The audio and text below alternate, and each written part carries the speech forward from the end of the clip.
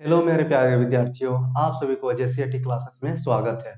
आज हम लोग पार्ट 8 को डिस्कस करने जा रहे हैं। पार्ट 8 में हम लोगों ने क्वेश्चन नंबर 2 को रखा है। सर्वप्रथम इसमें क्या है, इसको थोड़ा सा देख लेते हैं। यहाँ पर जो क्वेश्चन नंबर 2 है, इसमें लिखा है रिक्त स्थानों को भरिए। रिक्त स्थानों को भरिए।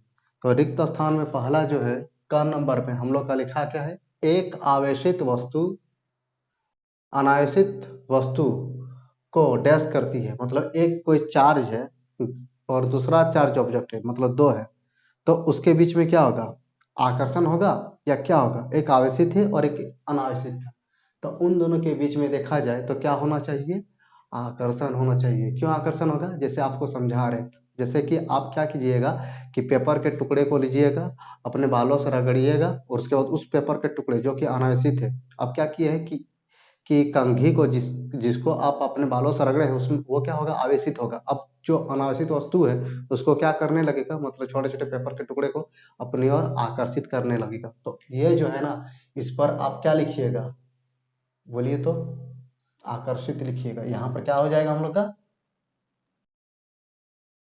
आकर्षित। इसमें क्या हो जाएगा, आकर्षित हो जाएगा। मतलब क्या हुआ कि एक आवेशित वस्तु अनावेशित वस्तु को आकर्षित करती है। होप आप लोग को समझ में आ रहा है।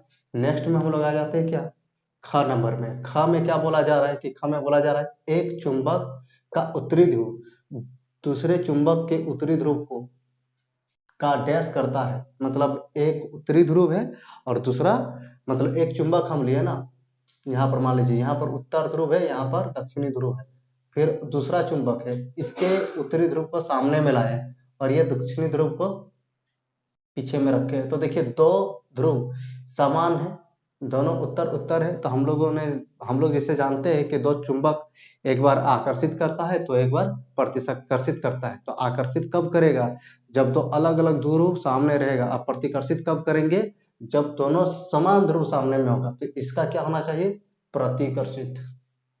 क्या होना चाहिए, प्रतिकर्षित।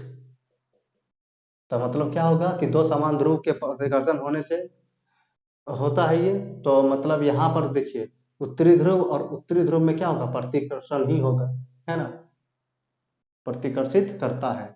अब क्या है ग नंबर में, देखिए एक वस्तु कार्यरत बल उसकी अवस्था और डैश में परिवर्तन लाता है। तो देखिए जब किसी वस्तु पर कार्यरत बल है, मतलब आप इस वस्तु पर बल लगाइएगा तो क्या हो सकता है, अवस्था में परिवर्तन। मतलब एक अवस्था से दूसरे, मान लीजिए कि रुका हुआ है तो इसमें आप बल लगा दिए तो ये क्या होगा कि आगे बढ़ जाएगा।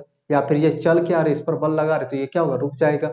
और एक चीज हो गया अवस्था में परिवर्तन। और क्या हो सकता है, देखिए इस पर यदि ऐसे हम बहुत ज्यादा बल लगा दें, ये क्या होगा, टूट जाएगा। मतलब क्या होगा कि इसकी आकृति में परिवर्तन आ जाएगा। पहले क्या था और क्या हो गया। आप इसको देखिए, जैसे कि पानी का बोतल है हम लोग के पास, इसको दबा रहे हैं हम लोग तो क्या हो रहा है, ये चिपक जा रहा है। मतलब क्या होगा, इसके आकृति में परिवर्तन हो रहा है। तो यहाँ पर लिख लीजिएगा आकृति। क्या हो जाएगा, आकृति। मतलब क्या होगा कि अवस्था एवं आकृति में परिवर्तन ला सकता है। अब बल का मानक मात्रक, बल का घ नंबर की ओर हम लोग आते हैं। 3 हम लोग कर लिए डिस्कस। अब घ में आते हैं। घ में क्या बोल रहा है कि बल का मानक मात्रक क्या है। तो जैसे कि बल है, तो बल का मानक मात्रक क्या होगा। तो हम लोग जानते हैं कि बल का मानक मात्रक न्यूटन होता है। क्या होता है, न्यूटन। तो बल का मानक मात्रक क्या होगा, न्यूटन ही होगा।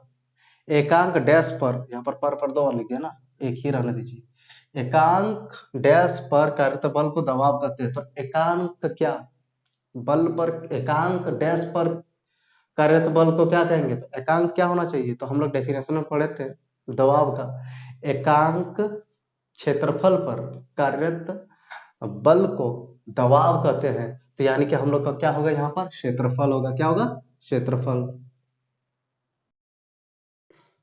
यहाँ पर क्या होना चाहिए, क्षेत्रफल होना चाहिए। एकांक क्षेत्रफल पर कार्यरत बल को दबाव कहते हैं। एग्जाम्पल में हम लोग इंजेक्शन वाला से समझने का कोशिश किए थे इसको। अब देखिए यहाँ पर 4 नंबर में क्या है, घ को भी हम लोग डिस्कस कर लिए। अब च में आ जाते हैं।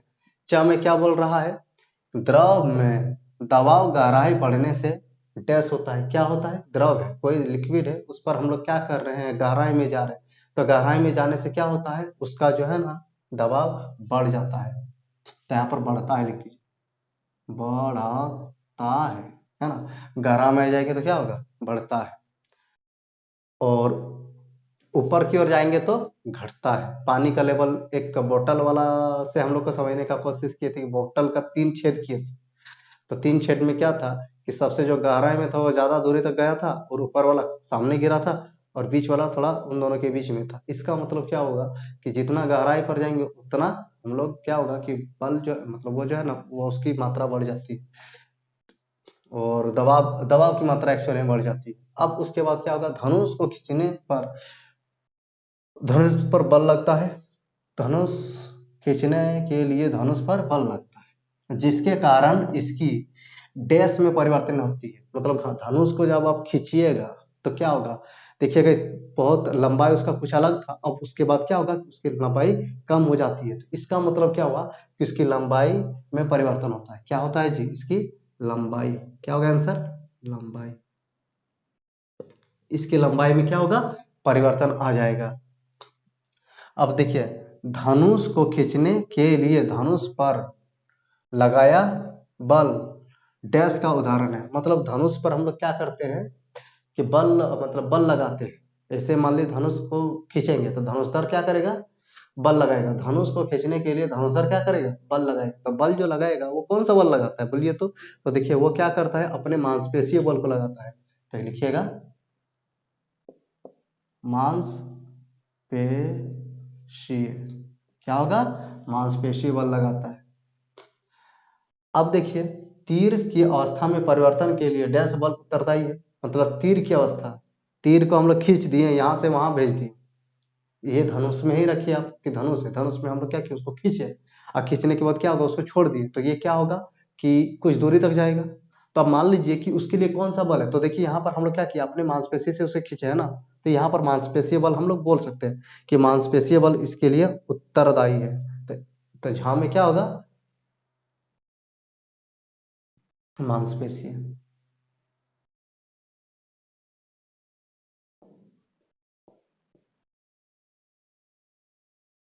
है ना। तो होप आप लोग को समझ में आ रहा है। आप लोग से निवेदन है कि चैनल को लाइक कीजिएगा, शेयर कीजिएगा, सब्सक्राइब कीजिएगा और हमें मोटिवेट कीजिएगा ताकि हम लोग ज़्यादा से ज़्यादा वीडियो डाल पाएँ। और तब तक के लिए शुक्रिया। पढ़ाई कीजिए। जय हिंद, जय भारत।